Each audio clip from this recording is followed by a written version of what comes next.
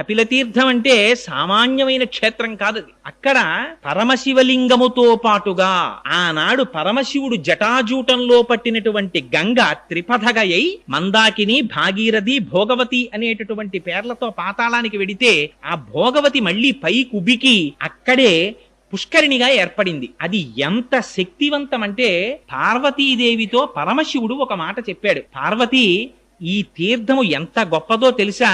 ఇది సాక్షాత్తుగా కార్తీక మాసంలో ఏ ఏ రోజులు పరమ పవిత్రమైనటువంటి మనం భావిస్తామో, శనివారాలు, సోమవారాలు, నాగుల చవితి, పౌర్ణిమ, ఏకాదశి, ద్వాదశి మొదలైనటువంటి తిథులలో మధ్యాహ్నం 12 గంటల నుంచి 12 గంటల 10 నిమిషాల వరకు ప్రతి రోజు కూడా 3 లోకములలో ఉండేటటువంటి సమస్త పరమ పావనమైనటువంటి తీర్థములన్నీ వచ్చి అక్కడ చేరుతాయిట ఆ పుష్కరిణిలోకి. ఆ తీర్థములో స్నానం చేస్తే ఎంతటి వారికి కూడా శరీరమునకు పట్టిన